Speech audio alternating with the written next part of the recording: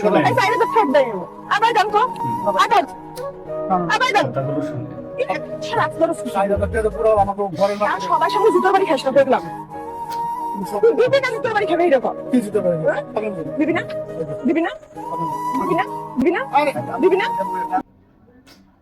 এমন কুলাঙ্গার বউ যেন কারো কপালে না জুটে, এরকম কুলাঙ্গার মেয়ে যেন কোনো বাবার সন্তান না হয়, এরকম কুলাঙ্গার মেয়ে যেন কোনো মায়ের জন্ম না দেয়।